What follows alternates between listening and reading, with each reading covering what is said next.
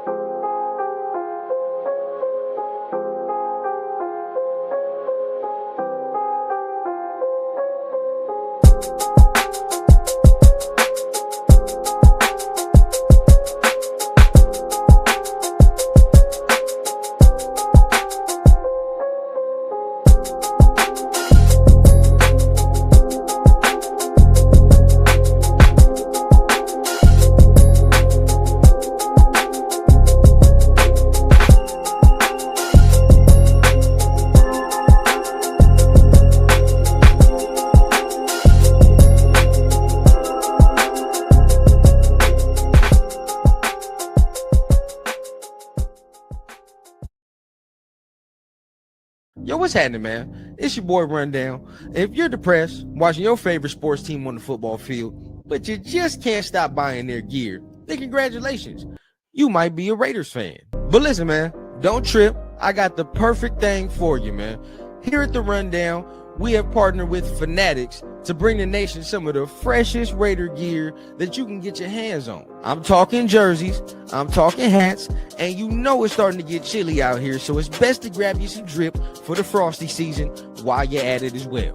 So tap the link in the description down below, get you some fresh gear, man. Support the channel at the same time. It's a dub for you, dub for me, even though we're not getting that many dubs on the field at the moment, man. So remember, man, tap the link down below in the description to get you some fresh Raiders gear from Fanatics. Now let's get back to the show.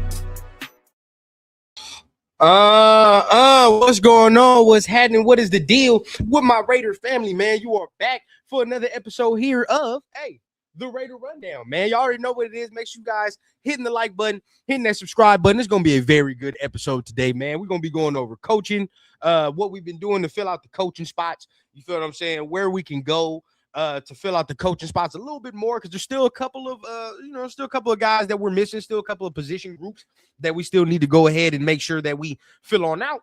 And if we got enough time at the end of the show, we definitely can look at some free agents, what the Raiders can do as far as free agency, who we can start letting go, things of that nature, man. But before we do any of that, y'all already know what time it is, man. I feel like I ain't been live in a minute. right? Especially on the solo dolo tip. So before we get going with any of that good news, y'all already know what time it is. Let's go ahead and start with the most important segment of the day, which is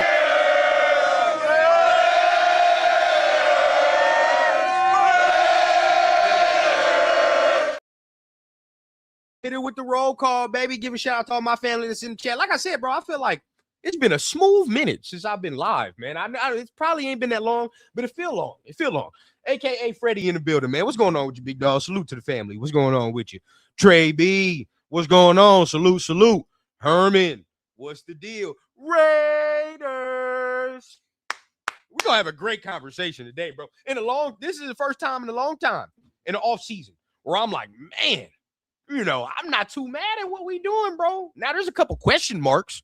But I'm not sitting here like, what the fuck are we doing? Like last year, by this time, I was already like, oh shit. You know what I mean? Like I'm trying to talk myself into the Pete Carroll shit, but at this time, certain moves that are being made, you start to be like, all right, I don't know. But this one, I'm not feeling like that. I'm not feeling like that at all, man. AZ, what's going on with you, big dog? Salute in the building, man. And I'm over here tripping, man. Let's get some of this music going, man. Your boy out here tweaking. Hold on. Okay, so as we continue on, who else we got up in here? My boy DJ in the building. What's going on, DJ? Appreciate you for tapping in. Raider Way, what's going on, Raider Way? Appreciate you. SoCal Sal in the building. What's the deal with you, bro? Salute to the family. I got all the family up in here, man. Dre's in the building. What's going on, Dre? Got my guy Jason Downs in the building. Hey, appreciate you for tapping in. Fire show you got with Jeff as well, man. Keep doing y'all thing, man. Keep doing y'all thing. We need all type of voices, all type of different atmospheres when it comes to this Raider joint. So keep doing y'all, man. But who else we got up in here, man? Yes, sir. Well, I feel like we got everybody. Hey, but if you're new, make sure you tap in with the conversation, bro. Get involved with the family. All right, man. We be having great conversations around here. Good football talk. A lot of things we talk about, man, around here, we can maybe source back, right? And be like, okay, well, we did talk about that. Were we right? Were we wrong? But at least, we had the discussion about it. So that's where I'm at right now. So again, appreciate everybody for tapping in. Everybody for coming on this impromptu live. Now, look, I'm usually live on Mondays. Took me a little minute last week. Your boy was sick. I ain't gonna cap. I was over here trying to get off of the plague. So now that I feel good, now that I feel better, we definitely gonna go ahead and break it all down. Now, before I want to really, really get into my rundown thing, right? Y'all know how we do. We're gonna go through all the coaches. We're gonna go through what they've done, their history, all the extra. But before we do that, I want to know something from y'all, man. Which coach are you most excited about as far as the hirings we've made over the weekend? Which one are you most excited about as far as the hirings we made over the weekend? Let me know, right? Let me know down below, man. Talk to me. Because there was a number of hirings that we made, right? Over the Friday, Saturday. I mean, shit, it felt like the news was back to back to back, right? So there was really no time to rest, which is good, right? Because what was all of our concerns at the beginning? Big concern was, well, shit, how quick is Clint going to be able to assemble the staff? You know what I'm saying? I mean, he coming in on the tail end of this thing, and most people that have been hired already assembling the staff, already getting the scouting department together, really preparing for the draft, right? So now it's like, well, how are we going to be able to do that, right? At a high clip. Let's say at a high clip. So the fact that they're filling out these positions quickly, I like, right? Because again, we got to hit the ground running as far as this film work, as far as Clint and his coaches, okay? Because they're kind of behind. Let's just keep it a bean. Same shit happened to us, I believe, a couple years ago too. But either way, bro, we're behind, right? So they got to get the step on.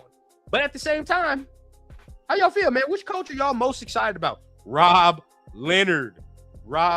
Yeah, bro, the night, I don't know what's up with him today, man. I got to tell him to chill. Hold on. Let's see if I can say it in the comments. Let's see. Nightbot. Chill out, man. Chill out. All right, let's see what happens in the comments if that happens. But Rob Leonard. I'm not mad at that, bro. Look, a lot of mixed reviews when it came to Robbie Leonard and when we hired him. When I released the short and just talking to y'all through comments and all that, I see some excitement, but there are some people that are like, I don't know about this shit right here. And by all means, that's not wrong to feel because we knew everywhere. We're not experienced like that in the coaching staff right now. Body snatcher, Raider, just want to know who the O-line coach is going to be. The big one. And we're going to talk about that because a coach that I actually thought like was a slam dunk, I ain't going to cap. I thought John Benton was a slam dunk. I was like, all right, out of all the coaches he's going to get, right? Out of all the ones he's going to get, he's probably going to be able to get Benton. But that's not happening, right? That's not happening. So we got to look elsewhere.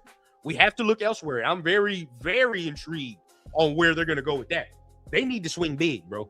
I don't want no peon offensive line coach that's been underneath some guy for 3 years. Like, if that's how we have to settle, so the fuck be it. So, find yourself the best one. But honestly, dog, I'm going to swing for the fences, man. I want big fish when it comes to that O-line shit. I'm not trying to do all that. I'm not trying to do all that thrift spending when it comes to coaches this year. Not trying to do it.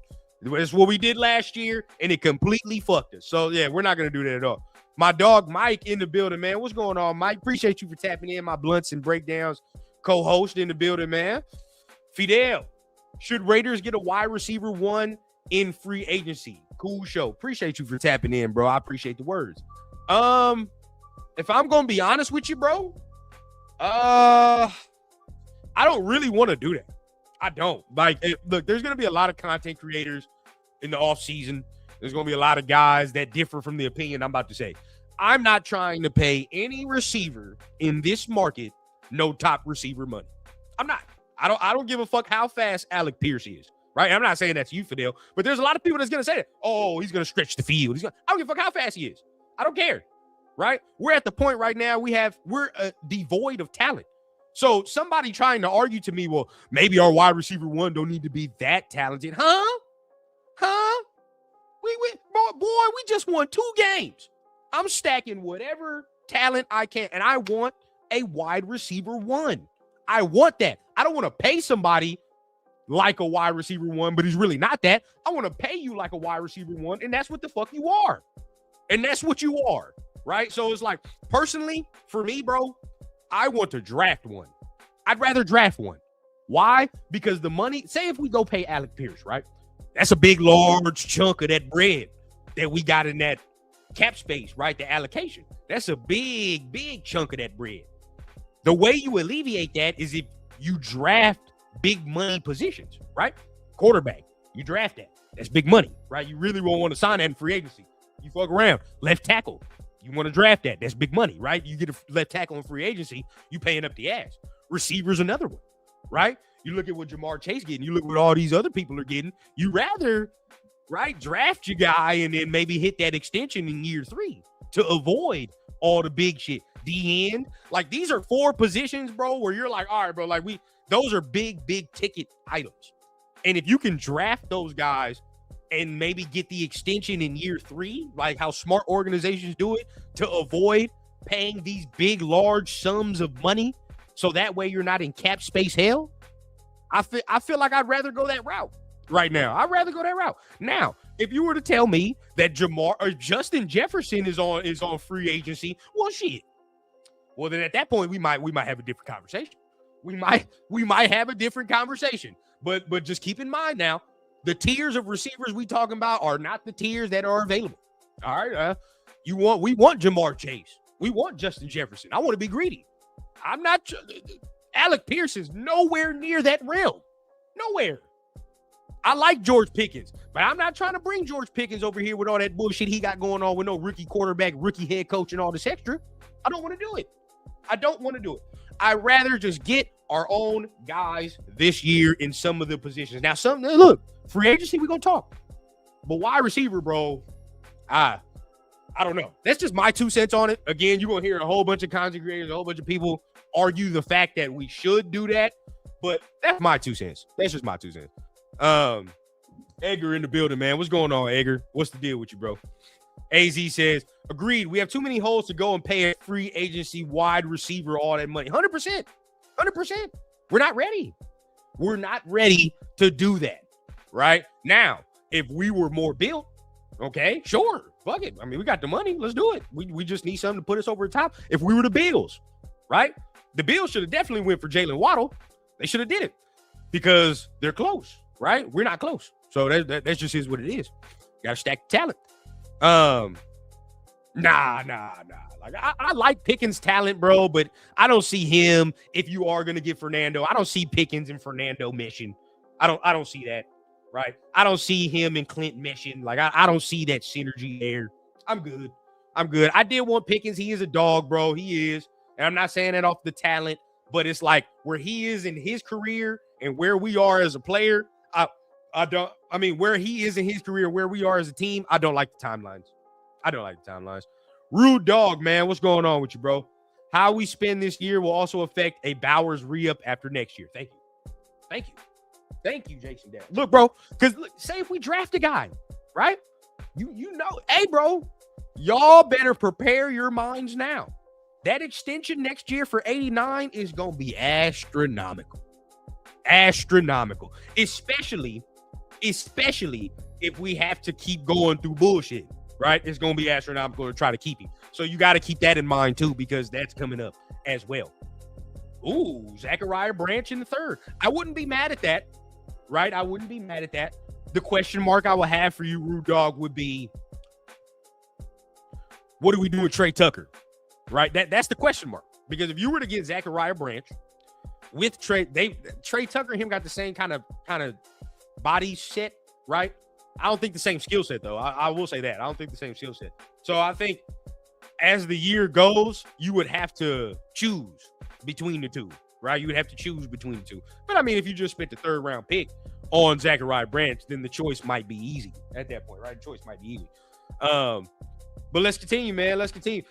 Look, bro, there is a lot of different avenues, a lot of different ways we can go about things. In free agency, of course. Now, look, I'm surprised, a lot of people have dropped the Linderbaum talk. I mean, I still see people talk about it, but I don't see everybody talk about it to the insane clip that we were, right? And honestly, I feel like the reason we're not doing that is because we kind of understand that there might be a chance that we don't even have to go after Tyler Linderbaum, right? There might be a choice where we probably don't even have to go after him. Why? Now, I'm not saying because, it's whatever. JPJ might go back to center, right? So if JPJ goes back to center, which I want him to do, I would like him to go back to center. And if he does that, we really don't need Linderbaum at that point because Linderbaum is a center as well, right? Then you got to focus your attention on guards and the right tackle, which I think we got to focus on that right tackle. But hey, we'll see how that goes going in. So let me go ahead and get ready to pull this up. We're gonna get ready to pull this thing up. Go through the Raiders coaches. Go through the tracker, man. Who we've hired. And what we doing so far. Let's see. Okay. Oh, a day ago. Yeah, this is a day ago. Sometimes some of these goddamn websites don't be. This right here is saying that it's got everything. So, okay.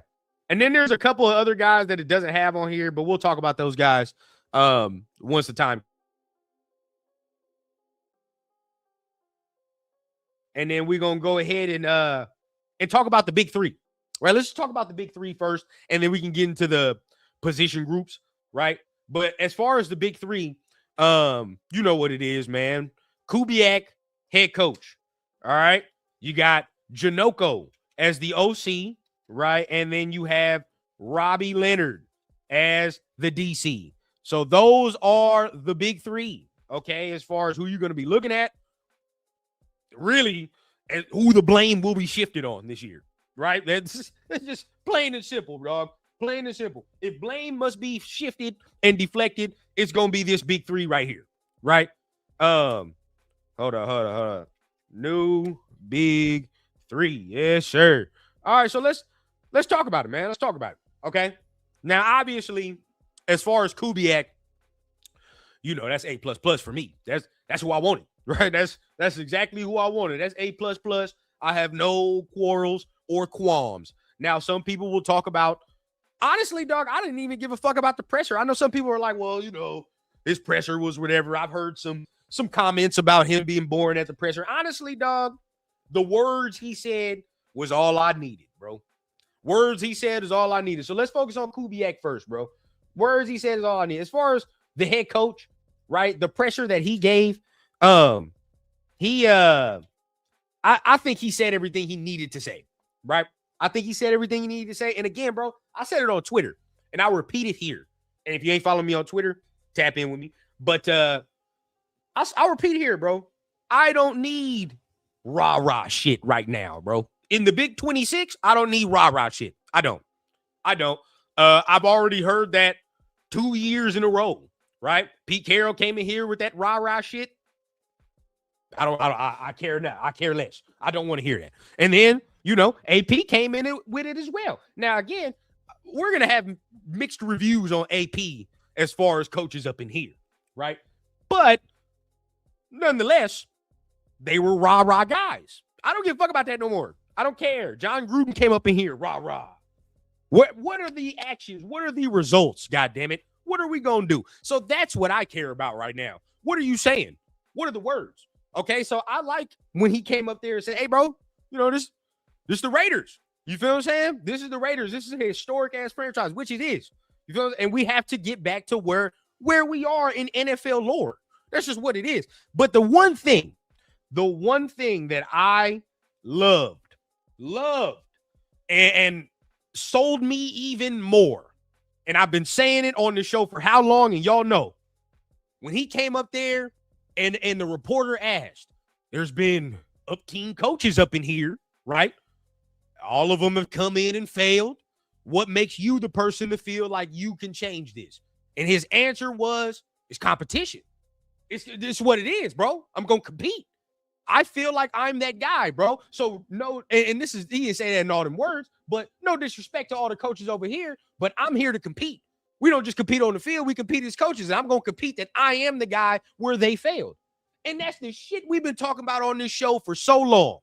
All the Raider fans that came up in here like, oh, man, he's not going to want to come over here. He got to coach against Andy Reid. He got to coach against Sean Payton, Jim Harbaugh. If you're a real one, you don't give a fuck. I don't care. Who cares, bro? Same shit, all walk of life. It's all walks of life, right? We all got to start a podcast. Some of us want to start a Raider podcast. Oh, there's so many people in the space. How am I going to make money? Man, fuck them. Respectfully, right? But at the end of the day, bro, when it comes to what I want to do and how I feel like I'm that guy, bro, then there is no amount of words or fear that's going to take over me when I feel like I'm the best at my craft. Simple and plain, bro. Simple and plain. And that goes for every walk of life. And when it comes to this coaching shit, I didn't want no coach that was going to come in here and get to talking about, oh, my God, I got to coach against these guys twice a year. Then you don't want that coach. He already coming in scared. The fuck about if I'm a player and you coming in scared and shit, well, what's the message? Nah, bro, let's get it right. Because any coach that's going to be worth a damn in this division is going to have to prove his mettle. Simple and plain. He's going to have to prove his mettle. And there's no way around it. There's no sugarcoating it. There's no doing that. So if you run from it, so be it, bro. I want the coach that's going to run to it. That's what I want. And right now, as far as his mindset and what I saw from that presser, that's what I feel like that's what we got. I feel like that's what we got. And that is one of the biggest things. The mindset is one of the biggest things, right? That's one of the biggest shit. So, yep. All that rah-rah shit will get your ass fired, bro, if it don't produce, right? You can talk all you want, but if it's not producing, who cares? Who cares? Nav man in the building. Cheerleaders are already hired. We don't need a cheerleader as a head coach. I agree there. Definitely agree there. My boy Anthony, what's the deal, man? Appreciate you for tapping in, man. Exactly. Who cares? I don't give a shit. Right? They all, and if you look at the coaching list, everybody in their 60s except for our coach. Everybody in their 60s except for our coach. Okay, bet. Just get it in. Because if I can win against these experienced coaches who have won Super Bowls, except Jim. My bad, not Jim. But everybody that's been to big games and shit, and I can win against that. Oh shit. Ain't nobody in the league I'm scared of. Zero. Zilch. So let's work. Let's work. 100%, Tyler. To be the best, you have to beat the best. There is no way around that, bro. No way around that. When it comes to competition, bro, that shit just pulls it out of you, bro. It's just what it is. Competition, exactly. Competition is competition, bro. And when somebody got it, they got it, right? And when they fear it, you smell it, right? You gonna smell it. That's easy money. So Jason Down said we can focus on wide receiver and draft next year. There's some motherfuckers next year. Yo, yeah, 100%. 100%. Jay Smith, loudest in the room, usually the weakest. 100%. No fear. And that's what I want. That was my biggest takeaway. That was my biggest takeaway. I get it. I get in arguments with some of my guys because they say, oh, he's boring. It is what it is. Hey, for me, bro, I feel like Clint's about his business. I just get that feeling. Like, yeah, we'll joke around and all that shit, but when business is business and it's time for me to put the money on the flow, I'm gonna do that. I'm gonna do that. So that I like all in itself. I was happy from the press conference. Like I said, I didn't need no rah-rah. I didn't need this or that. I just needed a certain tone. I needed a certain tone to be displayed. And also I needed just that one thing that made me be like, okay, there, I see it now. And that was that one thing for me where we talked about competition. Now we're going to talk about the second guy of the big three, which is, and you see it right there, Janoko, right? He's the second guy of the big three. And this is where we can have a little deeper conversation about his background and what he's done so far, right? As far as to be the offensive coordinator. Can we be confident in him? Now, okay, boom. Janoko, okay, has been with Clint a lot of his coaching career. Okay, a lot of Clint's coaching career, he's had Janoko there, right? So the thing with that is when you have somebody you trust, you definitely want to bring them in, and it's a even bigger battle with that because our head coach is calling plays, right? Our head coach is calling plays. He is going to be drawing up the plays. He's going to be sitting there on game day and with the big sheet, like how we see LaFleur and them and how we see McVay and all them. He's going to be sitting there with the big sheet. So you need somebody that you can trust, right, that knows your scheme, knows how to teach your scheme, and at the same time talk the same language. And that would be Janoko for Clint. Not only is he doing all those jobs we just mentioned, but he also is coaching. He's coached quarterbacks as well and has a history of working with quarterbacks. Not only that, he has a history of working with the quarterbacks at Clint's stops. Okay, so wherever Clint has been, Janoko has followed, and he has followed him as either an offensive assistant, whatever the case, or a quarterback coach.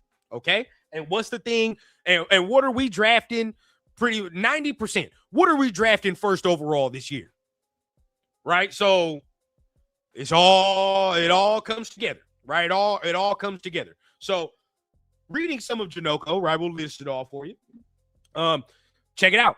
This year for the Seahawks, he was their quarterback coach, right? So even in the capacity, he was the Seattle Seahawks quarterback coach. Now, you would give primary responsibility and growth as far as what Sam Darnold did this year. I feel like you would primarily give that to Clint Kubiak, only fair, right? Clint is the offensive coordinator there for Seattle Seahawks. So you would obviously be like, all right, well, he probably has that. But anybody that's been around the game, anybody that knows what the quarterback coach is doing, you damn near seeing your quarterback coach more than the offense coordinator. You know what I mean? Like you chilling with your position coach more than you're going to be doing the entirety of the offense, right? Especially in the NFL. So that guy is crucial for quarterback development because he can take it a step further that Clint maybe won't be able to do, especially now because Clint is the head coach. You smell me? Like Clint's the fucking head coach. So he's got to oversee it all. At the end of the day, we know Clint's going to oversee the offense a lot, right? But when it comes to the little minute intricacies and details of the organization, right? We all know like this shit's a machine. Everything's a cog in the wheel. But when it comes to the minute details, that's for Janoko, right? That's for Janoko to go in there and get to working with a quarterback we draft or get to working with somebody extra time, right? That's what we'll do, extra time. So obviously we knew what Sam Darnold did this year, right? We knew what he did this year. Just won the Super Bowl. He had 4,000 yards, 25 touchdowns. When it comes to the interception percentage with Sam Darnold, I don't really blame no fucking coach, right? I'll be more surprised. I'll be like, all right, well, I see what you're doing as a coach if you keep Sam Darnold for throwing hella interceptions, which he did this year, right? So, hey, salute. So, you know, he did that. Career high, 67.7 completion percentage this year. So career highs across the board damn near in with Janoko helping as the quarterback coach, right? So before he went to Seattle, this is what I'm saying. This is why it was kind of an easy connection too. But he was in New Orleans, right? He was in New Orleans. And I'm sure a lot of Raider fans got hip to Janoko after Derek Carr went on his podcast and talked about him as well and talked about his time with him. So I'm sure a lot of people got hip, right? I'm sure a lot of people, you know, started looking up Janoko off there. But at the same time, that's another stop. He was with Clint. So familiarity there. Okay. He has 14 years of coaching experience, 12 in the NFL. He joined the Saints, you know, after 2 years as quarterback coach for the Chicago Bears in 2022, 2023. Oof. But Janoko also held, you know, several offensive roles with the Vikings, where Clint was at the time, right? Quarterback coach at Mercyhurst University. So, he has a lot of quarterback background. A lot of quarterback background that you see, man. During his time in Chicago, he had Justin Fields in Chicago. I mean, hey, shit. Damn. I mean, look here, bro. Look, we're going to talk about this, especially because there's going to be a number of conversations we have with Rob Leonard as well. But shit. I mean, what the fuck you want him to do with Justin Fields? What's he supposed to do with that? There ain't no way you're going to be able to get this man, you know, to throw a high completion percentage like the 67 we saw with Sam Darnold or the 67 he had with Derek Carr. It's not going to happen, right? But during that time, right, in his whole tenure with Justin, you know, he got him up to 60%. Shit, 4,000 yards in the 2 years, 33 touchdown passes, all that. You know, 1,800 yards on the ground, 12 touchdowns on the ground. You know, so there were some moments with Justin Fields, but again, bro, I mean, it's Justin Fields. We see what he is now.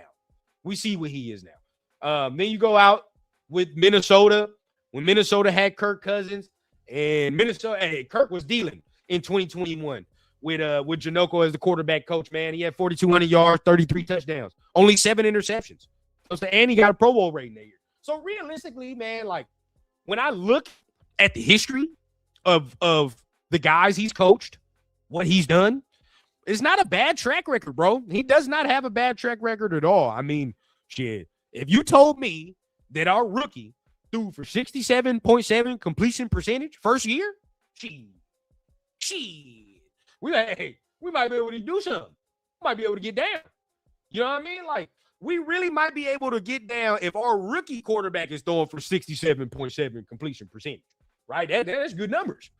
It's Pro Bowl numbers, damn near, right? So it's like, we'll see. You know, we'll see there as far as what he primarily is going to be working with. But, you know, you read all that, you see his bio. It's pretty clear and evident he's going to try to be working with the quarterbacks, and that's good. I like his background there. But y'all let me know, man. Let me know down below how y'all feeling. Let me go through some comments real quick before we go through our last of the big three, which is Robbie Leonard, right? And we're going to go through, because there's a conversation we need to have about Robbie Leonard.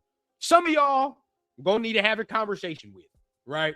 Now, we'll get to it, but we're going to have a conversation. Real quick. Kill, man. What's going on, man? What's going on? He says, how you feel about Bradley Chubb?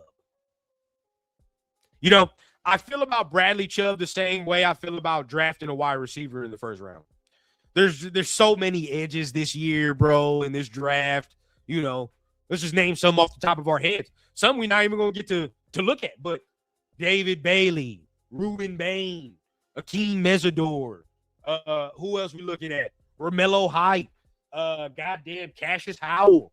Bro, there's a number. And that's just 5 off the top of my head, bro. There's more than that.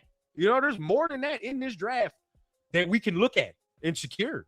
You know, I seen one where Mesidor fell to the second round. Snatched that immediately. You know, so there are a number of guys this year, bro, in the draft that I feel like we can look at rather than look at an aging Bradley Chubb. You know, that's just me. That's just me. But that's the problem. We got so many goddamn holes on the roster, bro. It's like, you know, you just got to, like I said last year in the offseason, bro, you just got to pick something, and you're going to have to live with the fact that this shit is just going to be fucked up until next year. So some of it, right? Some of it, we're not going to be able to sign everything. Are we done with Kuntz? 60-40. 60% yes, 40% no. And the reason I say that, maybe, you know what? I might flip it. You know what? I'll go 50-50 now. 50-50. Because I just thought about Rob Leonard as the D-line coach, right? And there's familiarity there. And the only reason I say 50-50 because everybody can be like, oh, well, he didn't do shit. But we got to remember, he's coming off an ACL injury last year, okay? And we all know, everybody that has ever listened to an athlete talk about ACL injuries, they say it takes a year to get back to your normal self. This would be that year, right? So do you keep him on the cheap of the roll dice to say, hey, man, you know, he probably going to get back to the Kuntz we know, or do you just let him go? That's the question mark of it. But I think, you know, if he's cheap, keep him. If he's cheap, keep him. Mike Lopez in the building, man. Would you go after Jason Taylor and bring him to be our defensive line coach? Maybe he can help unlock Tyree.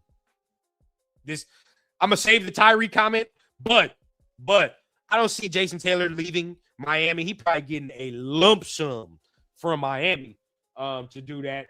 And look, man, you know, I didn't think Rob Leonard was a bad D-line coach, but at the same time, getting Jason Taylor is a step above. That's a Hall of Famer.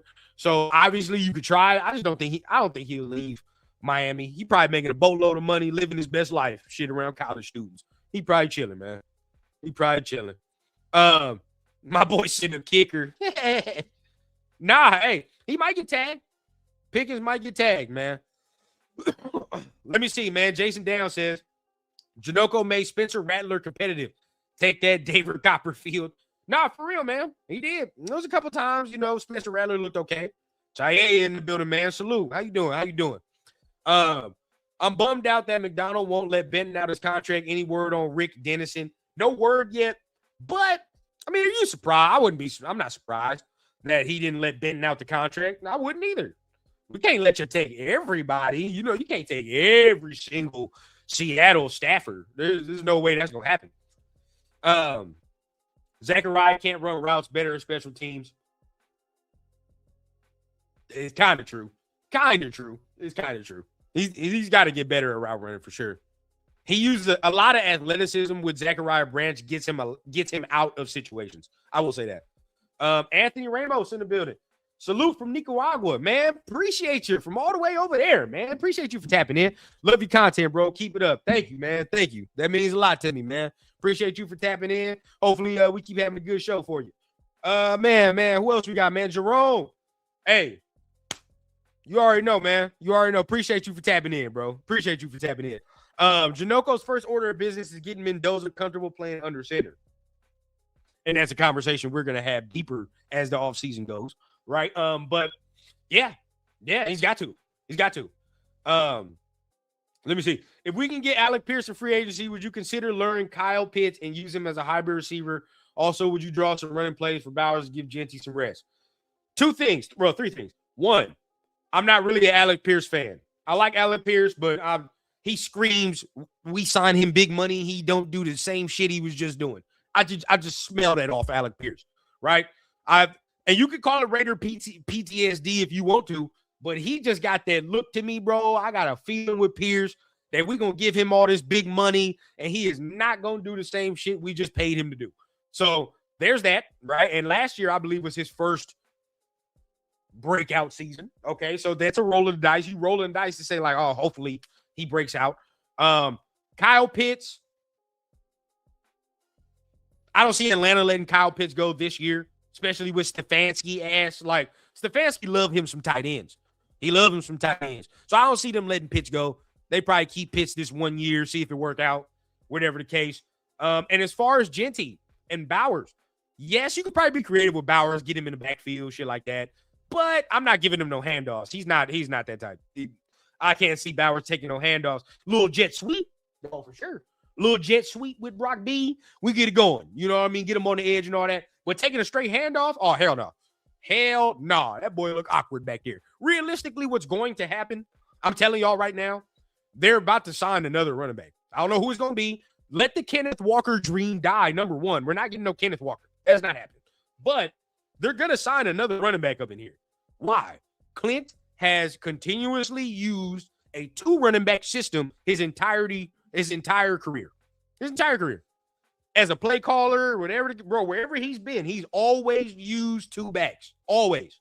You know? And then you can be mad at it, but how can you argue when the results of Kenneth Walker are displayed before you? Right? It's like, hey, how can you be mad? If it wasn't for Kenneth Walker splitting carries with Charbonnet throughout the year, we probably wouldn't have got as fresh of legs as we did in the playoffs, right? So it's all give and take. Give and take. Damn. Is that – I know some people that was ready to go to New Orleans, man. I would have – fuck. Damn. Yeah, I know some people that was ready to go to New Orleans, man. Paris ain't bad, though. Paris ain't bad. I guarantee you're going to see a lot of Raider shit over there. You're probably going to see a lot of Raider shit over there, Paris. Dan Royal, man, what's the deal with you, big dog? I like Kubiak getting all his guys, building trust and building the foundation needs good infrastructure. 100%. 100%. We can't be questioning what each other is doing up in here, right? We all got to have the trust that we are going in the right direction. Excuse me. All those guys you named are first rounders. Nah, Mesidor is not no first rounder. Cassius Howell ain't no first rounder. Romello Height is definitely not no first rounder. Them 3 dudes are like second round. Now, look, Mesidor, like, it depends where you fluctuate, but like Mesidor, he's either he can go late first, but I see a lot of times he goes in the second round. I don't see nobody taking no Cassius Howell in the second round or the first round. Nobody. Romello Height, don't see that either. TJ Parker from Clemson. I don't know if I've seen a lot of people get TJ Parker from Clemson in the first round. I haven't seen too many. So now again, you know, I'm not looking at everybody draft shit right now. But as far as what I have looked at, those dudes like ain't been first rounders like that. Now, you know, Bailey, Bain, for sure. You know, if you want to put fucking Arvell Reese there, I guess. I'm not a big Arvell Reese fan. But if you want to put him there, I guess. Like, those are first round guys. For sure, first round guys. Let me see what else we got, man. Every year is the year for Kuntz. You're not lying, bro. You're not lying. But, you know, depth-wise, I'm not mad at him being depth. Not mad at him being depth. Wilson is just as effective as Kuntz. No, I don't know about that. Now we get a little disrespectful to Malcolm. Because I don't know about that. Know about that at all. Dennis Sutton. Dennis Sutton from Penn State. Forgot about that. I got to look at his game a little bit more. But I forgot about him. Black and mild, man. What's the deal with you? Clinton's still in his 30s, so are his main guys. Plus, he's been in 6 jobs in 6 years. Head coach is a volatile position nowadays because of the cap. So let's hope they do something fast. Oh, yeah. It's gonna get something gonna get done. I'm not really tripping. This organization in the direction we're going, I kind of trust what they're doing right now. Oh shit. Prez in the building. What's going on, Prez? Everybody give my dog some love, man. Helping everybody out with the Raider search this offseason, man. So, and you doing your goddamn thing, big dog. Oh, yes. Well, okay, let me be honest with y'all, bro. This is gonna take us into a complete tangent. So I hope y'all ready. This is gonna take us completely left, but it is what it is. What type of running back do y'all think Genty is? Like, do y'all see him as a finesse runner or do you see him more as a power runner? That's just a quick question. Not trying to get political right now. I know how this shit goes when we talk about Genty, but just off the top of your dome, if you're gonna think about Ashton Genty in his running style, power or finesse, where y'all at? Where y'all at? And while y'all answer real quick, I ain't gonna cap. I'm over here parched. I got some water over here. Let me go grab some water. I'm gonna be right back while y'all answering this thing. Boy, my. Ooh. Need some water out this mother.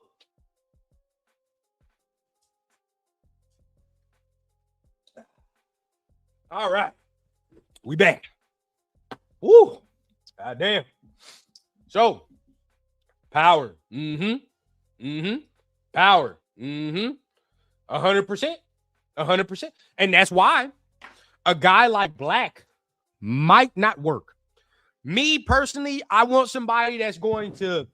We need the change of tempo, bro. You know, if Genty's gonna come in there and do what he does as far as running these safeties over and creating that physical presence, I want that second back to come in here and be somebody where you're like, pure. You know what I mean? Just it's different. It's a different speed. It's a different speed. Now they can both run the zone blocking that Clint's going to provide, but at the same time, I want somebody where when Genty tired and I gotta take him off the field, right? The defenders are like, oh shit, like you know what I mean, like because this next running back is gonna come up on their ass so quick, right? He gonna be running to the hole so quick. He might be quicker than Genty, but it is what it is, right? That's what we need. Personally, I would like somebody that's quicker east-west. You know what I'm saying? Because right now, that Genty's not that quick east-west. You feel what I'm saying? Making those quick, sharp cuts. Boom, getting up out of there. Or, not only that, you know, right now, Genty don't have like the biggest home run ability, right? Like he can get out in the open field and all that, but really, before anybody gets mad, okay, get to thinking about what I'm talking about.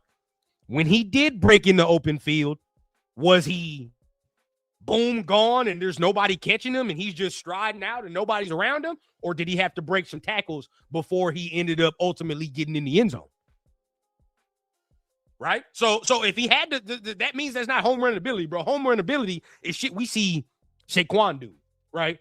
Where you like, oh, straight out the hole, bro. We gone. It's 50 yards. Ain't nobody touching me. You know what I mean? You're not even going to catch up. You saw Bijan Robinson do it a couple times, right? That, to me, as of right now, that's not Genty's game. So I would like to get somebody that does have that ability, right? Because if you can mix and match that, well, shit, by the fourth quarter, something going to pop. Something is going to pop, right? Whether that be that second back that got the speed that's going to take advantage of the defense being tired at this point because they didn't fucked around with Genty for 3 straight quarters. Power. Now we bring in the speed guy. Now all of a sudden the tempo is different. Or the speed guy been doing his work, right? And come that fourth quarter, y'all legs is jelly. Y'all ain't trying to tackle Genty for this whole fourth quarter, right? So either way it goes, bro, we can mix and match. I personally want somebody quick. We need somebody quick. Now, I'm going to be real with y'all, bro. There is a guy, there's free agency guy, and there is a draft guy that I'm looking at. 2 guys. Helani from the Seahawks. I'm looking at George Helani from the Seahawks. Not only is there familiarity with Clint, but there's familiarity with Genty too. Helani went to Boise State, and Helani was starting over Genty before Genty ultimately got his, got his shot. So they're used to splitting carries, right? Helani is a different back. He has that east-west shit that I'm talking about. So that familiarity between Clint and Genty alone, I would say, okay, Helani would be a guy. But if we look in the draft, there's running back from Cal, bro. There's a running back from Cal that I fuck with. I think his name is Jaden Otten. I might be tripping, but I think his name is Jaden Otten from Cal. And I ain't gonna lie to y'all, bro. He's sneaky. He is sneaky. I think he might be doing something. Oh, this one too. The reason I ain't brought Buddy up, bro, if we can get our hands on some shit like this, that's what I'm talking about. Yes, sir. Price from Notre Dame. Look, not out. Like it. Hey, we can get down. You know what? Now that you talking about it, because he's only going to be a second back, I'm not mad at Singletary if we get Singletary from Penn State. You know what I mean? They got to pay Kenneth Walker this year too, so they got to choose. They're not going to be able to just not pay or keep both. I don't think they're going to be able to keep both, especially if okay, yeah, they're not going to be able to keep both, especially if they're going to keep Charbonnet too, right? If Charbonnet's still on the team, then and Walker and Helani are free agents, they're going to let probably Helani walk. No capery. I would. I mean, that's just me, right? Like, I already got Charbonnet and shit. And Charbonnet's going to come back off that injury. So, yes, there you go. Hey, shout out to Gridiron Apex. First time I'm seeing you here. Appreciate you for tapping in. But, yeah, he was at Oklahoma last year. Now, you know what? You know why I say Cal, though? Is because when I saw him a lot, he was at Cal. Last year, bro, like, I don't know what the fuck. I don't know what they were doing with him at Oklahoma. He wasn't playing. He did not play that much at all. And he transferred from Cal to Oklahoma to get more of a shine. You know what I mean? So I would like to look into that. Why was he not playing? You feel? Oh, okay, my guy. Okay. But yeah, maybe you could tell me, man. Maybe you could tell me, Gridiron, because why was he not playing more at Oklahoma? Was he hurt? Like what's the deal with that? Then I see him go to the Senior Bowl, and he's doing some of the same shit I saw him do at Cal, and I'm like, what am I missing? You know what I mean? What am I missing? So maybe you know a little bit more than that than I do, because you be in the college ranks more. But they got to do from Nebraska. I might have to see. I'm not gonna lie to y'all though. This running back class is kind of weak. It's kind of weak. It's definitely not last year. Whenever you have that type of class last year, where a lot of us were saying that this is one of the better draft classes for running backs in a minute. Usually they do thin out the next year, no capery. But I ain't gonna lie, he's cool. But this year, bro, it's not, it's not that great for running backs this year. It's not that great. You got your dudes at the top, but other than that, it's like, it's whatever. It's whatever. He's with him at Cal. 2 fullback system. Both fullbacks were good. Did they? I have to go back. We're definitely gonna get a fullback though. Oh, is that what it was? Okay. Interesting. Then that's something you definitely gonna have to answer for in them draft interviews. If you talk about, well, why you ain't practicing well, or like, are you not understanding the scheme? Like, it's like, I don't know. He gonna have to answer a lot of them questions come draft combine time. DeMarco Murray was his running back coach in Oklahoma, and Murray just signed with KC, didn't he? I thought Murray just got with Oklahoma. I gotta look. Let me see, man. Was it? Yeah. That first day he was getting busy. And then I think he had a good little showing in the game itself too, right? I think in the game itself on the Saturday, he had a pretty good game. But then that kind of shows the inconsistency. That shows that little inconsistency maybe, where it's like, all right, bro, we're not being consistent day to day. And that's what we got to do. I also heard he didn't fit what Ben Arbuckle wanted to do on offense, and he took a chance. And he bet on himself. Hey, if anybody played Call of Duty, you know exactly what my boy is talking about. Anybody play Call of Duty, you know exactly what he's talking about. My boy praying stupid. Hey. Leave him alone, man. But look, hey, check this out, though. I'm going to need to edit soon. We're going to need to put his face on the body. Whatever the case, bro, we're going to need to edit out there. Let's see what else we got. Oh, Rico Dowdle. I like Rico. I would like some Rico as a backup. That wouldn't be bad. We need somebody to replace Lowby. Little dude is not the one returning kickoffs. Maybe give Thornton a shot. Fuck. I mean, Shaheed, yeah. If you could probably get Shaheed, that'd be nice. That'd be nice. I ain't gonna lie. But, you know, we just went on a tangent, whatever the case, right? We talked about running backs. Janoko is, you know, the guy. So we're going to go ahead and get it going. Hold on. Give me 1 second.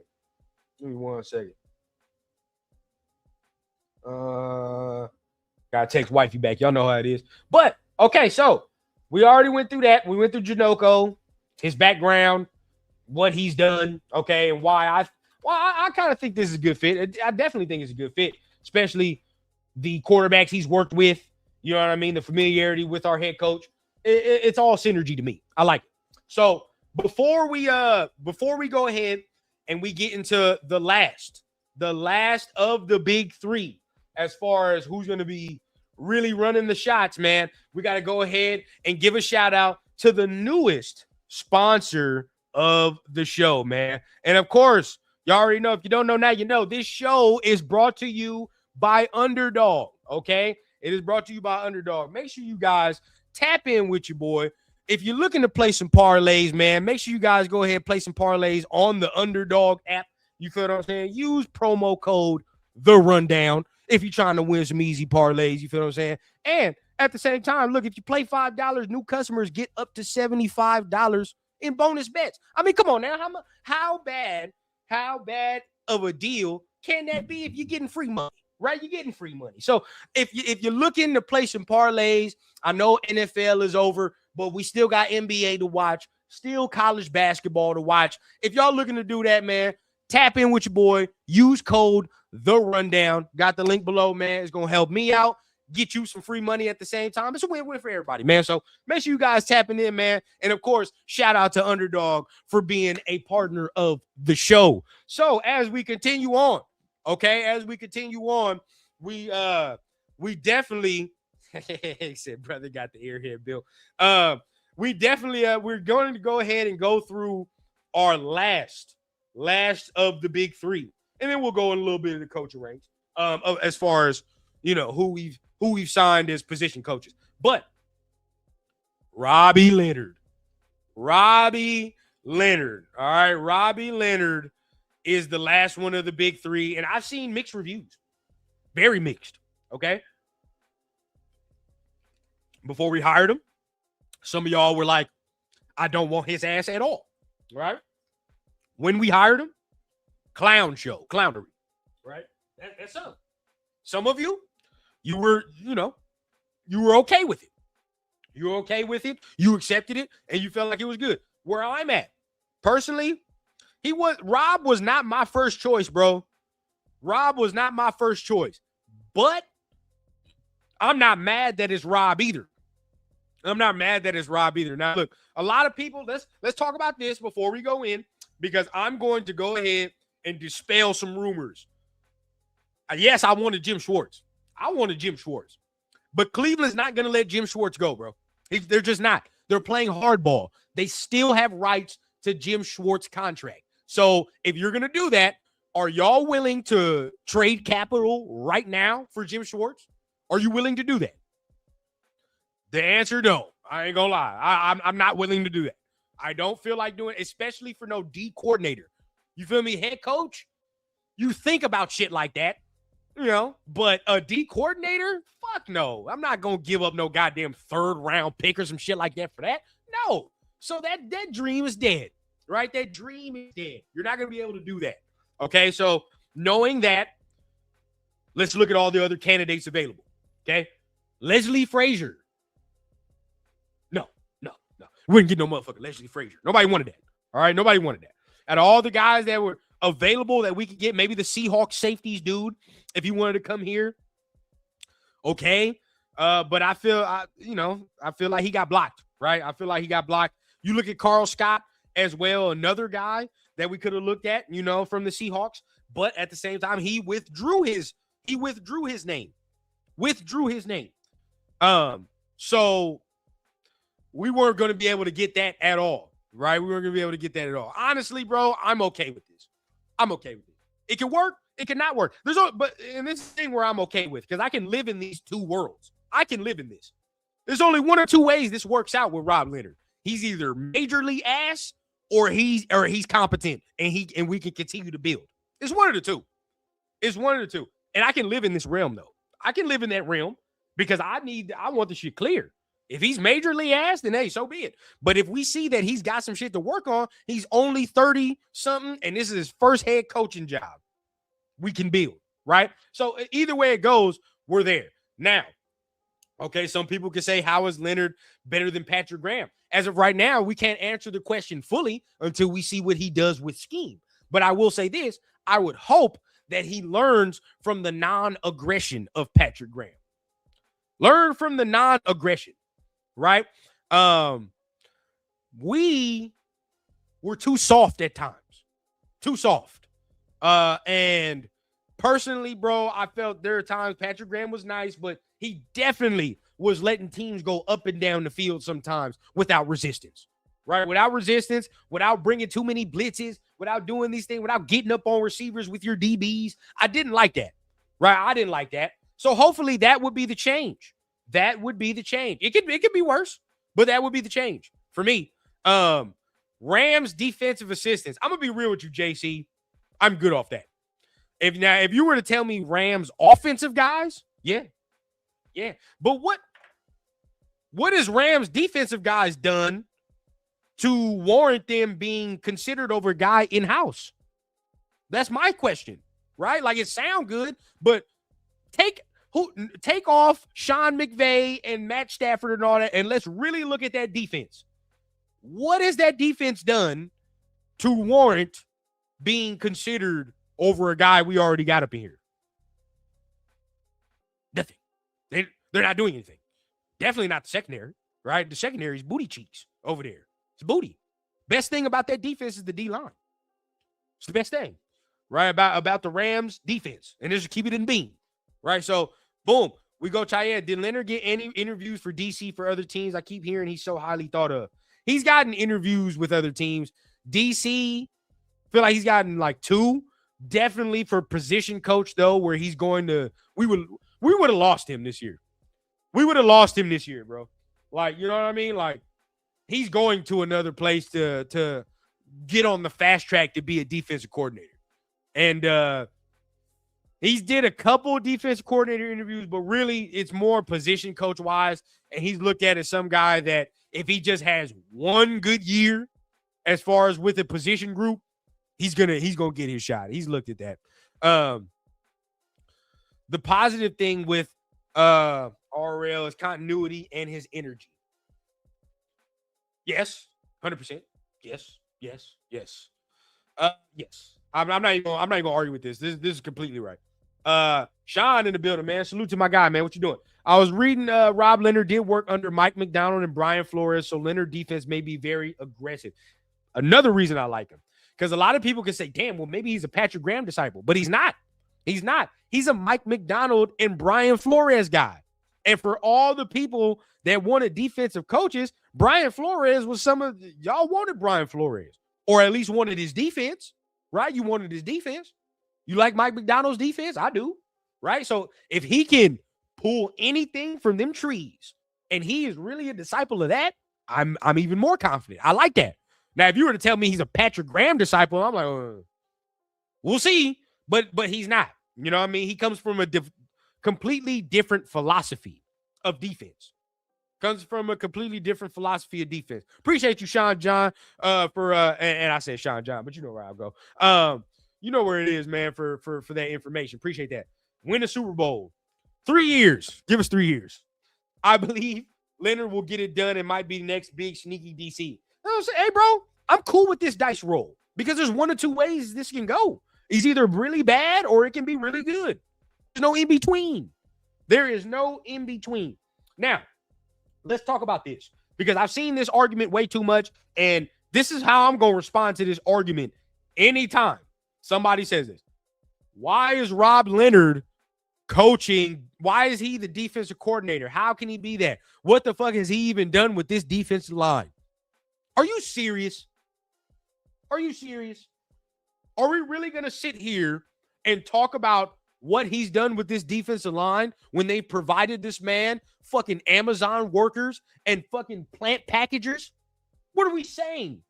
What are we saying? What, since this man, right? And I know none of y'all have said it in here, but I've seen this constantly, and it makes no sense to me. Since Rob Leonard has arrived, what first round D lineman have we gotten him? Oh, Tyree Wilson, right? I'm gonna be honest with y'all. You can't make sugar out of shit, bro. Fuck you want him to do, right? There is no way. You think I'd be able to go up to a prize farm winning pig, put lipstick and a wig on that shit, and tell you that shit was whatever woman of your choice, and you gonna believe that? Come on, dog. Let's keep it a bean, bro. Let's keep it a bean. At some points, you got to start looking at player. You got to look at player. You can't sit there and be like, oh, man, it's all on the coach. Is it? Is it? When the motherfucker can't learn to use hands 4 years in his career? That's on the coach? A first round, 6th overall pick. Still don't know how to use secondary pass rush moves, but that's on the coach. Come on, son. Let's keep it a bean, bro. Let's keep it real. Who else have we provided him on the defensive line that we can say, oh, man, he ain't got this talent to work? We talking about Tonka Hemingway? What the fuck you talking about? Jonah Luwalu? And I'm not trying to say this disrespectfully, but at the same time, if your argument is like, well, what has he done with this D-line? What talent? Who the fuck is on this D-line? Who's on here? Who? John Jenkins? That's what we doing? Come on, bro. Come on. 35-year-old Adam Butler. Come on, dog. I've seen him get people shit. How come we don't talk about Snowden? I just said Luwalu, but Luwalu has actually improved. He's improved. Snowden's improved. Luwalu's improved. And certain guys have improved, but let's be honest with ourselves. There's only so much improvement you can have when they're not top overall picks, bro. They're not top over there. There are no fucking Max Crosbys from the 4th, 5th round growing on trees on every D line. This shit don't happen. That shit does not happen. So as of right now, bro, when you see people and their main argument is like, he shouldn't be DC. He's done nothing with this D line. He's not in the draft room. No way, shape, or form he's in the draft room. Goddamn. That shit's wild to me. How y'all completely disregard jobs sometimes, right? I mean, if all y'all know up in here, a D-line coach has little to no fucking say about who he wants to draft. What, boy? Rob Leonard go up in there talking about, hey, man, I don't want no Tyree, right? I want this, and this. They're going to tell him to shut the fuck up and get out. That's just what's going to happen, bro. That's just what's going to happen. But hey, now that he's got the power, now that he's got the power, let's see. I want to see what he does. And because now we're going to see what moves and shit that the Raiders were making that he actually likes, right? Because if he come up in here, say he comes up in here, Tyree ain't getting no snaps. Now I see you didn't want to draft that motherfucker, right? But you just tried to make it work. Okay. Come up in here. Devin White don't get re-signed. Ooh. Now we're talking. Now we're talking, right? Now we're getting into it. All right, Eric Stokes gets re-signed. Now that we see all this, bro, I want to see what moves he makes and where we can attribute the success. Let's look, man. Jaiya. 2024 was a great job with the D-line considering Wilkins and Max were out. He also helped Chase on. Thank you, Chaya. Thank you. Look, bro, I seen some people tell me, well, if Rob Leonard was so good, how come he didn't get Chase on to stay? Come on, son. Like, you hear that? You hear this? Oh, man, Rob Leonard was this. He didn't get Chase on to stay. What?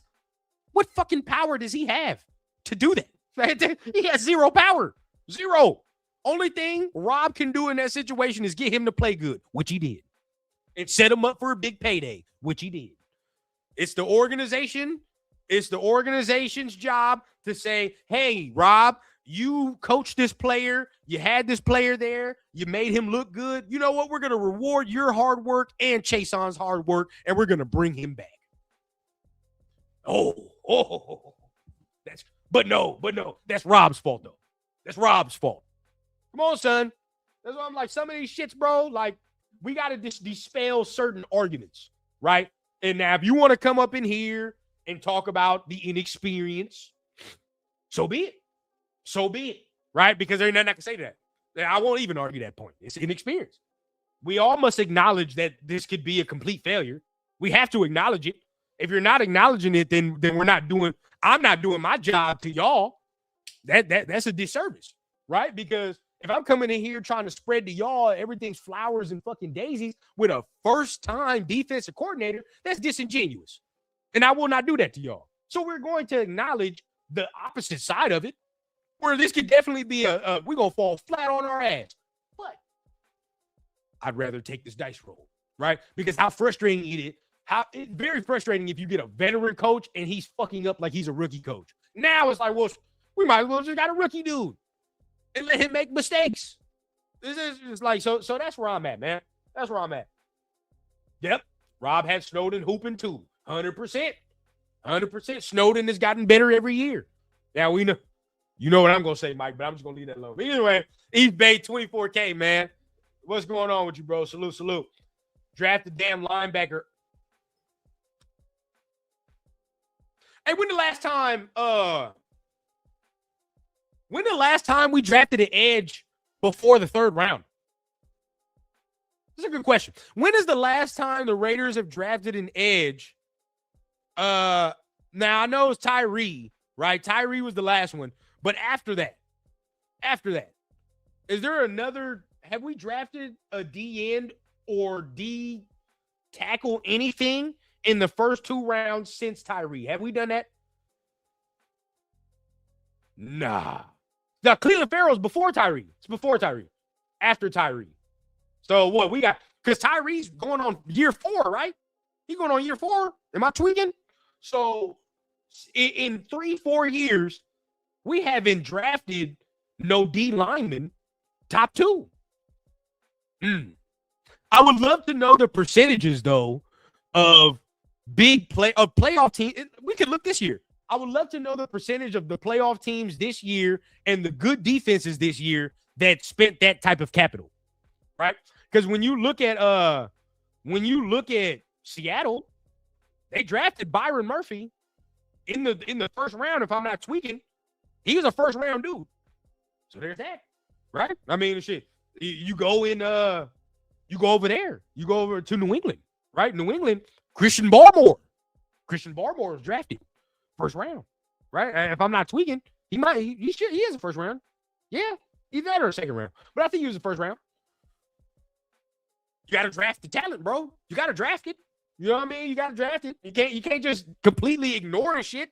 You know what I mean? We're ignoring both sides. When the last time we drafted a fucking old lineman first or second round? Well, second round, JPJ. First round. The last time we did that shit, first round. Colton? That's some of the problem, bro. We're not investing in the most important spots on the team. O-line, D-line. We're fucking skimping there, bro. We're skimping, right? You know what I mean? And it's no fucking coinky dink that when we thrift on the O-line and the D-line, we're not good. You know what I mean? Like there's no coinky dink. We got to stop doing this. So this, Jesus Christ. It hurts. It hurts to even hear. That shit hurts to even hear. Oh, man. Leatherwood? Hold on. Yeah, if Leatherwood was the guy, bro, I'm kind of, God damn. Colton, soon. Hey, don't trip, though. We got Charles Grant. I'm not tripping about that, though. We got Charles Grant. Give it another year. Let your boy develop a little bit more. I'm good with OC Grant. Black and Mild. Kuntz should have gone to the patch with McDermott with the rest of the good defense. Yeah, 100%. But at this point, I feel like we can keep him. We can keep him. God damn, man. Leatherwood, that's wild, bro. See, look, we got to invest. It's time to invest. This year, it's not time to invest in no old lineman in the first round because we know what time it is. But it needs to go down like that. Hold on. Wifey calling me. Give me 1 sec.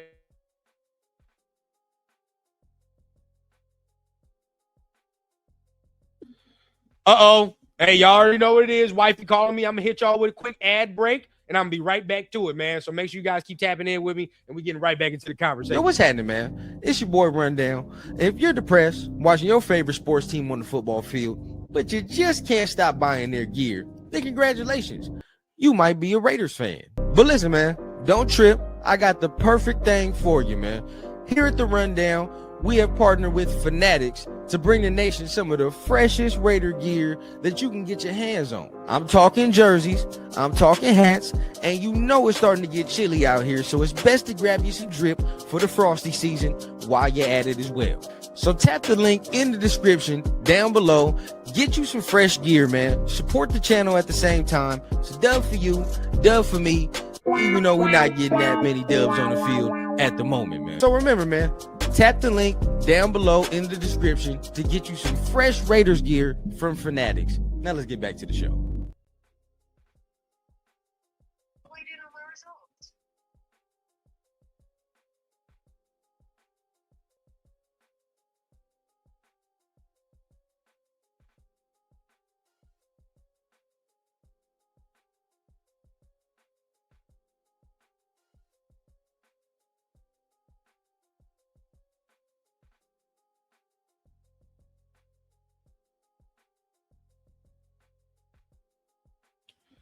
Wives, man, wives. Just wives.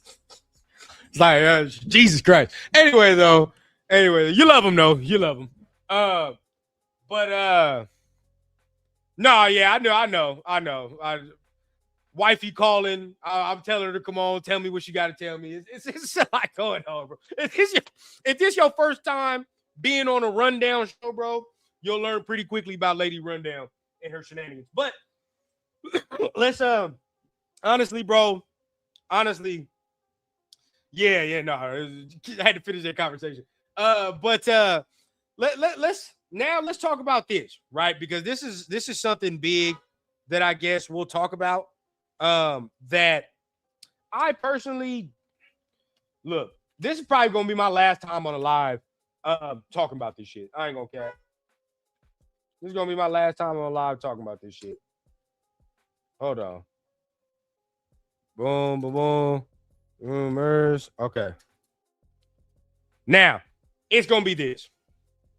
Max Crosby trade rumors. It's going to be my last time talking about this. Why? I hate bringing up shit back to back, bro. I personally can't stand that. I can't stand when I'm watching a podcast and somebody else does it. So I wouldn't want y'all to hear that shit from me. So that's why I'm like, bro, I'm not talking about this shit every day. You know what I'm saying? If it happens, it fucking happens. Personally, from the grapevine that I've heard and from the shit that I've heard, he's not getting traded. He's not.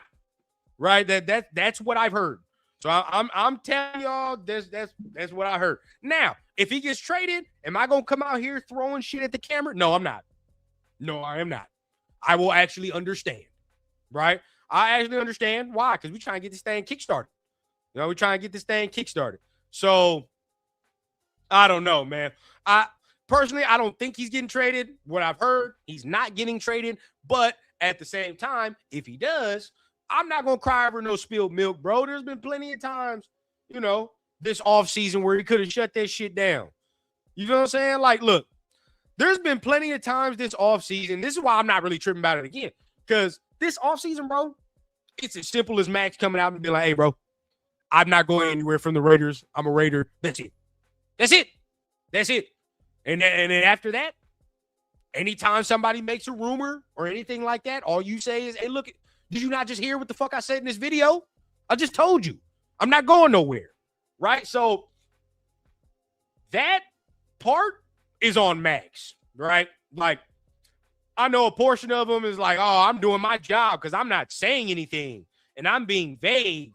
And, you know, I'm doing what I'm supposed to do because I'm not giving the media not an inkling of how I'm feeling. Dog, no, stop that shit. God damn. Somebody in his circle, what's Brody name that be with him on the goddamn podcast? Somebody tell this man, Max, bro, the way you trying to go about this shit is not working. It's not working. Just fuck around. And if you want people to stop the shit, just come out and puff your chest out and say, shut the fuck up. I'm a Raider. That's it. Puff your chest out and say that. I'm tired of the vague shit, the aloofness, the mysteriousness. Who gives, bro? You going on fucking Sports Center talking about, I don't give a fuck. Nobody talking about it. I know who I am. What the fuck does that tell us? That says nothing. Nothing. Right? Like, bro, look. You feel what I'm saying? Like, I'm cool. Again, Max is my guy, bro. But I'm just because he's our best player and all that shit, I'm not going to shy away from the criticism. Fuck that. That shit tells us nothing. You doing that, him doing that shit, bro, fans the fire even more. When somebody like, oh, man, well, how do you feel about the Raiders? Well, I'm just about myself and I'm about my work, and that's all that matters to me. And other than that, man, you know, it is what it is. Bro, that shit don't matter to me. Bro, just come out and say what the fuck you got to say. Just come out and say what the fuck you got to say. Hey, that's fine, bro. But we talking about fans right now, brother. Talking about fans, Mike, and Prez. Because at the same time, bro, you got to understand, like, our job is to dispel this information, though. We can't be aloof our damn selves and just be like, well, they're not saying anything, and then that's it. You know what I'm saying? Like, they not gonna get shit from Max. So at the same time, we gotta come out here and speak truth.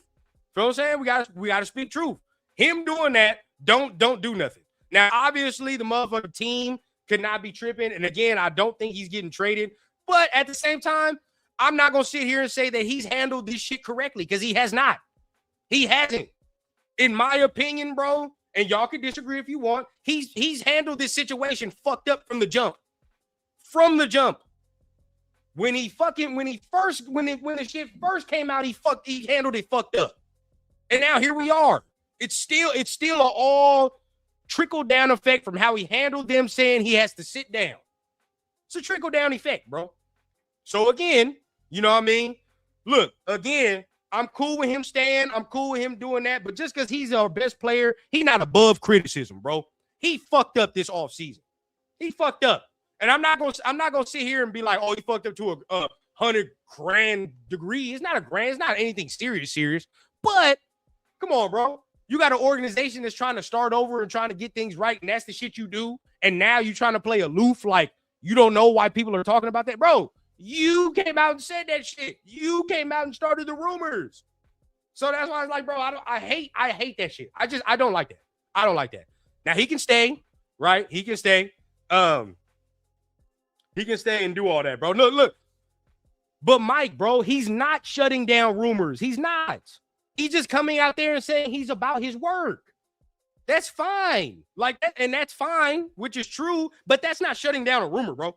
That's just him saying he's doing what he's doing to focus on himself. Every time somebody asks him something, he's talking about his daughter and how he's focusing on life and work, which is great. Beautiful. But like you can't get surprised when people take your vague comments for saying this is not commitment. You feel what I'm saying? Like, that's where I'm at, bro. Like, you just because we're vague, I'm not gonna take that as you being committed to the team. Like, no. You puff your chest out on everything else. Puff your chest out now and say, I don't want to get fucking traded. Even if the team is saying that, even if we know that, the team knows that, right? But if you're really fucking annoyed about these media people like he says he is, then I would have shut that shit down weeks ago. I'd have been on Diana Rossini ass weeks ago. What's buddy that said that shit? Was it Jay Howard, Jay Glazer, whatever? I'd have been on his ass weeks ago. Fuck is you talking about? You ain't talk to me. I ain't talk to you. I don't know you. You just making shit up. Feel what I'm saying? Like, bro, stop that shit. But no, we're not doing that. We don't do that. We don't do that. You know what I mean? So it is what it is, man. It is what it is, bro. Look, it is what it is. Hey, bro. Again, bro. Look, this is what I'm saying. Prez and Mike. Love y'all. I love y'all. But we're going to argue about this one. Because he is not getting criticized enough for me, dog. I don't give a fuck. He personally, I think Max done started this whole shit himself, bro. He started the whole shit himself. So, like, look, even if he says out loud he wants to be here, folks going to say he lying or some other BS. Look here, bro. But he still hasn't done that.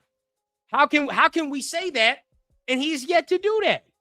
You feel what I'm saying? Like, if that's the case, then everybody that would say he's lying, then that's on you, bro. That's on you. You feel what I'm saying? That's on you. You're just trying to make up a story at that point. But guess what? We know that.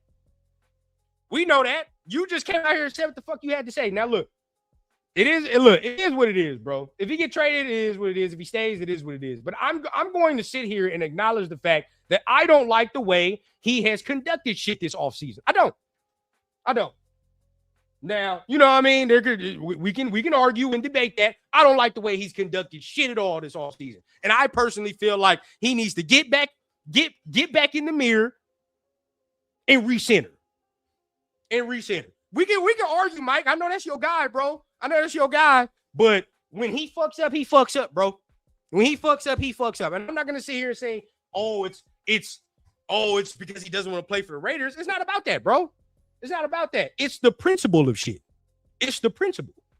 Don't come out here that I don't gotta explain myself to anybody. We ain't hearing a word. Just know he in the bed. That's fine. No, it's fine. I'm talking about the principle of shit. Don't come out here and act like you don't know why the media is doing this. You have zero clue why the media is targeting you when you are the one that did the shit you did in week 16. What?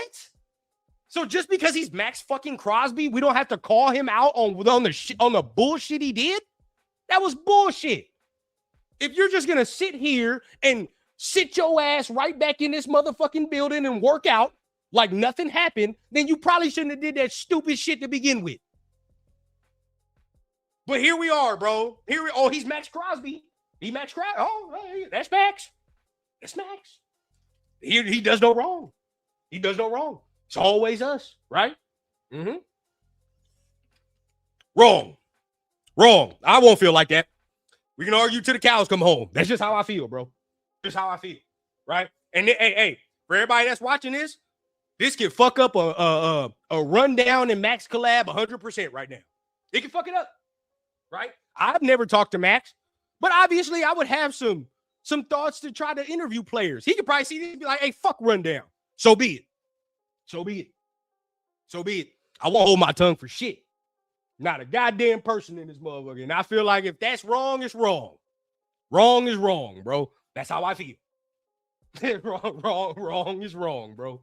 So, hopefully he stays. Hopefully he gets shit together, right? Hopefully, with Rob Leonard being here, we can continue to have some continuity to what Max wants to do and what the team is going to ultimately do, right? What the team is going to ultimately do. And him saying that, he's just focusing on himself, sure. He's focusing on himself. And that comment to me, and as fans, we should treat it according as such. Focus on what you can control. We don't need to be talking about no Max trade shit every day, right? If Prez and Mike are telling us right now, right, and there's some people that have told me that he's staying and all this shit is for nothing, then so be it, right? So be it. It is what it is. But if he does get traded, right, and he does, and because, bro, I've heard it all this offseason. On one hand, I've heard I've heard multiple times he's getting traded. Now I hear he's staying. Okay, sure. Whatever the case. But if he does get traded, right, we're going to sit here and we're going to acknowledge the fact that he was sitting here bullshitting the whole time. We are going to say that, right? Because when Devontae Adams did it, y'all was pissed off. But it's Max. I digress. I digress.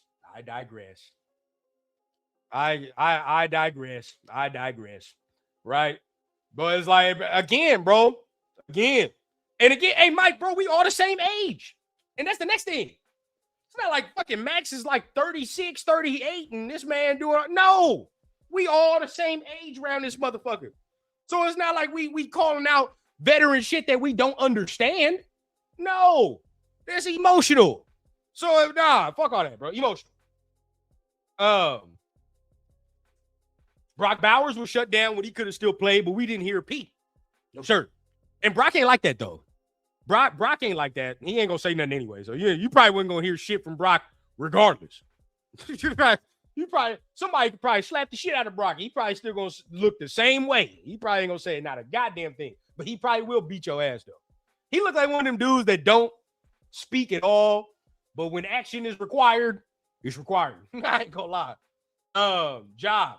Remember that one player I'm focused on rehabbing and playing here? Don't want to go anywhere. That was Odell. Giants traded him away to Browns. Odell was still a star wide receiver. Look, I'm going to venture along the lines of what I've heard today, y'all. I've heard that he's staying. I've been told that he's not going anywhere. So I'm going to venture along those lines, okay? Venture along those lines. I don't give a fuck about no podcast that he's on. I don't care about no show that he's appearing on. I don't want to hear it. I might post it for y'all so y'all can see it, right? But other than that, bro, I don't give a fuck. I don't. I want this shit over with, done with, because we don't need, as we go into getting ready to draft a quarterback and get these things, we don't need this type of shit here, bro. We just don't. Every fucking reset and off season we have where it feels like momentum is getting built, now all of a sudden it's derailed by some other talk. Nah, bro, stop. God damn. Look, now again, I could be completely and utterly wrong. But as of right now, y'all gonna know I'm gonna be the one content creator. I don't give a fuck. I don't care. Panda. We all understand Max wanted to play. He's the type of to play on a broken leg, 100%. But bro had a torn ligament and threw a tantrum for us doing best for him. Come on, man. How can he be mad at that? Oh, no. Now look. When it comes to him being traded, this is the thing. I'm going to separate the talk, right? I'm not mad if he gets traded at all. I'm not mad if he wants to get traded, right? And this is where maybe some of y'all might lose the argument with me. I'm not mad if he comes out and says, hey, y'all, I want to get traded. Not at all. Why? He deserves that. He deserves to go to a winning situation if he feels like this other situation can win now, right? He deserves that. He's that type of player. He's earned that type of respect, right? Especially from me, from everybody else, bro. Like, I want to see him win games. That's the type of player you root for. You want to see him do his thing, right? But at the same time, it's like, we're not going to bullshit it back and forth either. If that's what you want to do, that's what you want to do, right? Then okay. But yeah, let's just, let's keep it moving. Now, if we start losing this year, I don't know what's going to happen. Because like if the year don't start, because this is a rookie head coach and a lot of rookie shit and moving parts in here, right? So if this doesn't start off right, and that's my concern. Prez, if you in here, Mike, if you in here, I need an answer to this. That's my concern.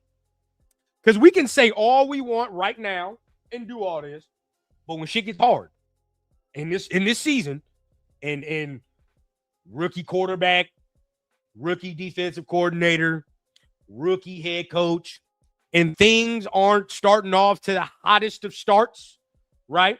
Say we Say we 2-4, 6 weeks in, right? We 2-4, 6 weeks in. Maybe 3 and something. But whatever the case, right? 2-4. What he gonna say then? What is he going to say? Is he gonna start this shit up again? That is my question, right? Like, so if we sitting here at 2-4 after 6 weeks, is Max gonna start this shit up again where he's talking about he needs to get traded? No, brother. No, sirree. You knew what the fuck you was into before the season started. So I don't want that. That's what I'm saying, bro. Like, I need to know what the deal is. You feel what I'm saying? Because if we start losing and he's just going to come out here and be like, well, you know what? Yeah, I do want to leave. Well, what the fuck? You should have just did that shit before the season. You know what I mean? Like, so that is kind of more of the shit I'm talking about where it's like, bro, you should just, you know what I mean? Like, if that's the case, fuck that. If you don't tiptoe, with it, bro. If you really want to get the fuck out of here, let's get the fuck up out of here. Because if he gone and we still losing, then it's gonna be Bowers trade rumors, then Genty trade rumors. I mean, so on and so forth. I mean, this is well, I'm gonna be real with you, bro. There ain't gonna be no trade rumors with Bowers. Ain't gonna be no trade rumors about because he's not gonna re-sign a contract. That's not gonna be no trade. He's not gonna re-sign at all. Brock gonna be one of them dudes, bro, that just don't. He ain't gonna say shit. He's just not going to re-sign. Genty's kind of stuck. No capery. Genty kind of stuck. He's at the mercy. Genty is at the mercy of the team. There ain't shit Genty can do for the next like 3-4 years. But Brock though, oh yeah. It's next. Brock is next. So we gotta be diligent. Now look, I'm with you. If you're gonna trade him, you should do it now. But again, they're talking like they're not gonna trade him. So what's the plan of action? What's the timeline? Right? Because if you're keeping, I don't want fans and I don't want management to sit there and be like, well, you're keeping Max Crosby. All right. You got to win in 2 years. No, I don't care about that. Just because we're keeping Max Crosby doesn't mean all of a sudden we got to start winning in 2 years from now. No, we got to start winning next year. No. That's how expectations get fucked up. Okay? If you keep Max Crosby, the timeline is still the timeline. I still think it takes 3 years for us to get where the fuck we need to go. 3. Now, that's not saying it's just 3 straight years of ass cheeks, right? That might be 1 year, we fuck around and win 6 games. Second year, we didn't win 9 and 7. Oh, shit. Third year, yes, sir. Right? Now, that's where you work. So that's kind of where I see this timeline going, right? First year is going to be a little rough, a little patchy. Might win some games, 6 games, maybe 4, hopefully 6. But, second year, now we got our feet up under us, right? Looking better. Now we're looking like a team that you're going to have to deal with a little bit. Third year, confidence is up. Let's get to work. You know what I mean? So, and that's the third year out of Coach Kubiak's 5-year or 5-year contract, right? So now we know. But in that timeline, Max is going to be 32, I think. I think it'll be 32 at the time that we're talking about this timeline where we get competitive. And like we're perennially competitive. So if that's the case, like, how is he going to feel about that? Right? How long do you plan to play? Like what, so that scenario we talked about a lot. But that's kind of where it is. But at the same time, this is it though. How you can help out Max Crosby if you keep him, how you can help him out. This is why I love the show, bro, because we always tie it back. What were we talking about just before this? About drafting defensive linemen. The only way to keep your boy fresh and to keep him healthy so that he can play multiple years into this contract, you got to start drafting guys in the first and second round. You have to. Now, not this year, because that shit's not going to happen this year. We know what time it is in first round. But second round, next year, first, second, you got to find you some edge. Got to find you some help on the D-line because why? All the great pass rushers now, when they get older, they get to rotate. It's a rotation on the D-line and all the extra. And right now, that's probably some of the problem why Max is getting hurt every fucking year because he doesn't rotate, right? Like, he plays 99% of snaps. So, of course, if you're playing 99% of snaps, you're not getting your rest, okay? What we need and what's crucial is to get some young bucks in here. See if we get a fucking Akeem Mesidor. And we have the luxury to say, hey, bro, Max, come off the field real quick for a little bit. Get a breather. And we can put a guy there that we trust. Oh, man. That's like, bro, like, that's the key, right? That's the key right there. And we don't have the key. So I think, we have to continue to build. If you keep Max, then the plan is clear, especially if Rob Leonard is the DC. You must build around him. Which is something we said for Max's probably entire career, honestly. For Max's entire career, I think we've all said, like, build around him. They've tried. Cleveland Farrell and fucking Tyree Wilson. Like, they tried, but Like now that we got guys in there that we can trust to make some decisions, now we can really get it cracking, right? I'm being real. I would rather Myers. I would rather Myers than try to draft a guy in the draft. I do not like Bradley Chubb. I don't know why. Especially, and then it depends how much money that he's going to have to command. Because if he wants a lot of goddamn money, I'm not doing Bradley Chubb. I'm not doing that. Kinda. Bradley Chubb right now, though, is a shell of himself. A shell. He's not Broncos Bradley Chubb that y'all think about. He is not Broncos Bradley Chubb that y'all think about at all. Let me see real quick. Let's see who's a free agent real quick. Then we're gonna get ready to get up out of here. And then make sure you guys continue to hit your notification bell. Right? Hold on, where he at? Shout out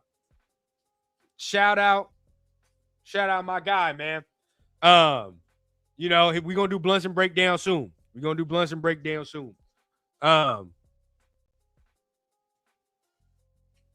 How is 3 years bad? We just won 2 games. See, out of this, the timelines be different, bro. Like, if we fuck around next year, how many games do we expect to win next year? I'm like at the 6 range. 6, maybe 7, maybe. Right? Like, I'm not expecting a lot.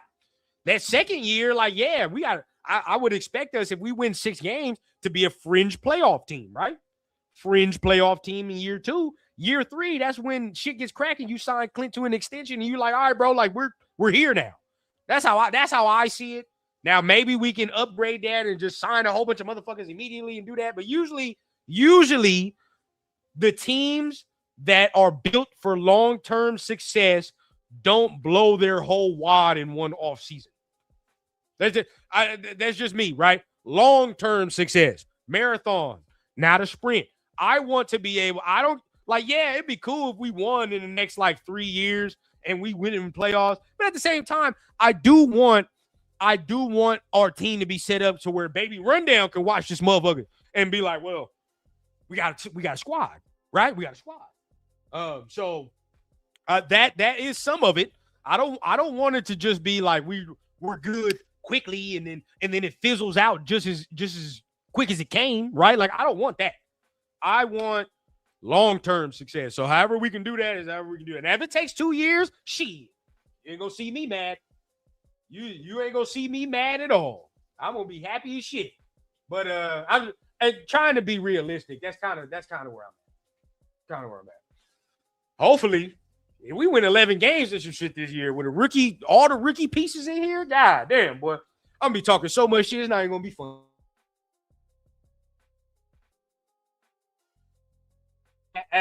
So let's look what we got. I'm looking at the top 100 guys real quick. Top 100 free agents. God damn, this rain is coming down bad out this motherfucker. I'm good with it though. I like the rain, man. I ain't gonna lie to y'all, bro. I hate summer and I hate heat. I cannot stand it, bro. Now of course we like summer for the trips and shit, but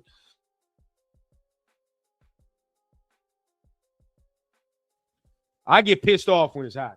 I need the cold. I like it raining. I ain't gonna lie, man. This my shit. We are going on 2 hours. We just sit here talking and bullshitting. So look at some of the y'all talked about edge rushers and shit. Look, ooh, Von Miller is the first edge rusher I see. But he's in year 16, dog. Like, you know what I mean? Like, I don't know how much he got. He did have some sacks last year, though. He did play pretty well. And they talking about you can get him for a good little cool $6 million.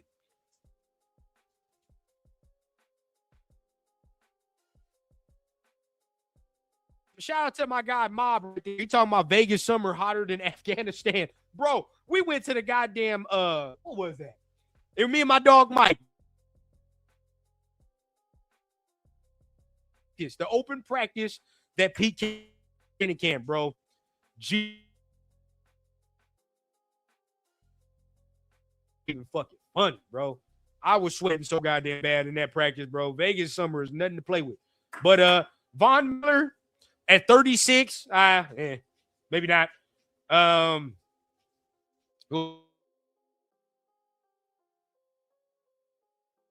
I know Quinn.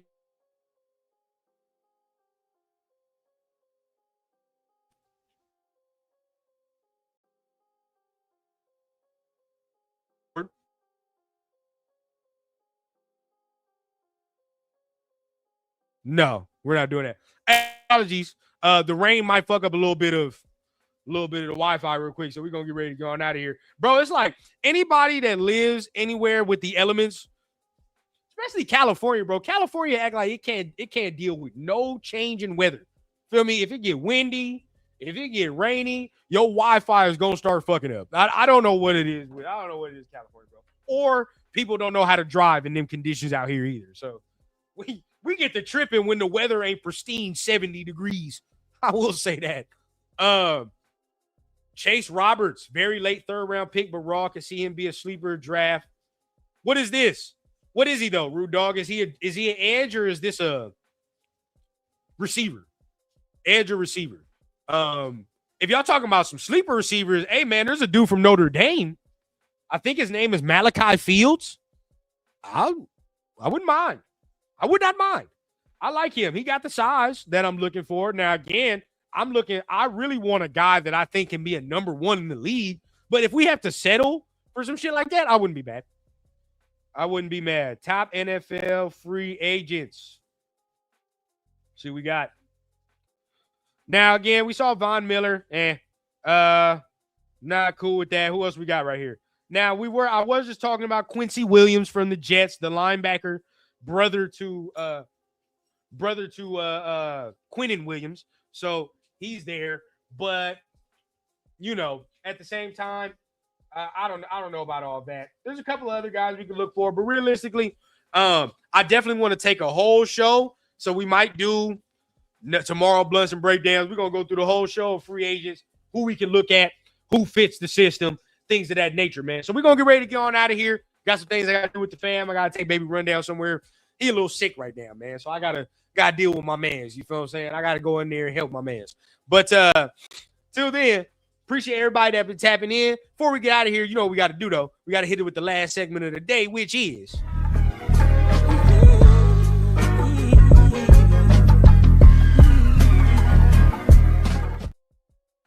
Man, shout out my guy, Jay, man. Man, sorry to hear that, bro. It's something going around, dog. I don't know what it is. It's a sickness going around. So, y'all protect yourselves out there, man. Wear your mask if you got to. I don't know what it is. I was just sick a little bit, too. And baby Rundown out here, man. He out here. He was going through it for a little bit. We good now, though. We good. We getting out the woods and out the trees. But yeah. Hey, prayers up to the children over there, man. Hopefully they get good and you get better. But there is some sickness going around this mug. So y'all stay safe.